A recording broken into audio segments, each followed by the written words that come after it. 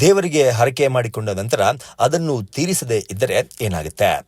ದೇವರಿಗೆ ಹರಕೆ ಮಾಡಿಕೊಂಡು ಅದನ್ನ ಪೂರೈಸದೆ ಅಥವಾ ಹೇಳದೆ ಇದ್ದರೆ ಏನಾಗುತ್ತೆ ಅನ್ನೋದು ಧಾರ್ಮಿಕ, ನೈತಿಕ ಮತ್ತು ಮಾನಸಿಕ ದೃಷ್ಟಿಯಿಂದ ಪ್ರಮುಖವಾದ ವಿಷಯವಾಗಿದೆ. ಧಾರ್ಮಿಕ ದೃಷ್ಟಿಯಿಂದ ಹರಕೆ ಎಂದರೆ ದೇವರಿಗೆ ಒಂದು ಪ್ರತಿಜ್ಞೆ ಅಥವಾ ಮಾತನ್ನ ಕೊಡುವುದು ಎಂದರ್ಥ.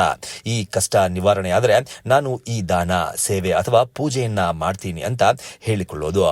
ಹೀಗಾದ್ರೆ ಹರಕೆ ಎಂದರೆ ದೇವರ ಮುಂದೆ ಮಾಡಿದ ವಾಗ್ದಾನ. ಅದು ಒಂದು ಪವಿತ್ರವಾದ ಮಾತು ಅಂತ ಅರ್ಥ. ಅದನ್ನ ಪೂರೈಸದೆ ಅಥವಾ ತಿಳಿಸದೆ ಬಿಡುವುದು ಧಾರ್ಮಿಕ ಗ್ರಂಥಗಳ ಪ್ರಕಾರ ಅಪರಾಧ ಅಂತ ಪರಿಗಣಿಸಲಾಗುತ್ತೆ. ಮನಸ್ಸಿನಲ್ಲಿ ದೇವರಿಗೆ ಹೇಳಿದ ಮಾತನ್ನ ಕೂಡ ದೇವರು ಕೇಳ್ತಾನೆ ಎನ್ನುವ ನಂಬಿಕೆ ನಮ್ಮಲ್ಲಿದೆ.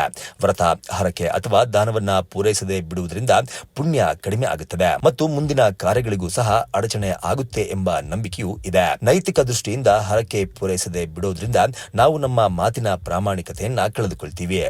ದೇವರಿಗೆ ಮಾತು ಕೊಟ್ಟರೂ ಅದನ್ನ ಮರೆತು ಬಿಡುವುದು ನಮ್ಮೊಳಗಿನ ನಂಬಿಕೆ ಮತ್ತು ಶಿಸ್ತಿಗೆ ಹಾನಿಯಾದಂತಾಗುತ್ತೆ. ಇದು ಕರ್ಮದ ಫಲ, ನಿಯಮಕ್ಕೆ ಸಂಬಂಧಿಸಿದ ವಿಚಾರವಾಗಿದೆ. ಇದು ಅಡೆತಡೆಯನ್ನ ಉಂಟು ಮಾಡುತ್ತೆ. ಹೀಗಾಗಿ ದೇವರಿಗೆ ಮಾಡಿದ ಹರಕೆಯನ್ನ ಪೂರೈಸುವುದರಿಂದ ಮನಸ್ಸಿಗೆ ಶಾಂತಿ, ತೃಪ್ತಿ ಮತ್ತು ನೆಮ್ಮದಿ ದೊರೆಯುತ್ತೆ. ಒಂದು ವೇಳೆ ನಾವು ಮಾಡಿಕೊಂಡ ಹರಕೆಯನ್ನ ಮರೆತು ಬಿಟ್ಟರೆ ಪ್ರಾಮಾಣಿಕವಾಗಿ ದೇವರ ಮುಂದೆ ಕ್ಷಮೆಯನ್ನ ಕೇಳಬೇಕು. ಅದನ್ನು ಸಾಧ್ಯವಾದಷ್ಟು ಬೇಗ ಪೂರೈಸಿ ಒಂದು ಸಣ್ಣ ಪೂಜೆ, ದಾನ, ಉಪವಾಸ ಅಥವಾ ಪ್ರಾರ್ಥನೆಯನ್ನ ಮಾಡಿ ಸರಿಪಡಿಸಿಕೊಳ್ಳಬಹುದು. ಹರಕೆ ಪೂರೈಸಿದ ನಂತರ ದೇವರಿಗೆ ಕೃತಜ್ಞತೆಯನ್ನ ಸಲ್ಲಿಸುವುದನ್ನ ಮರಿಬಾರದು.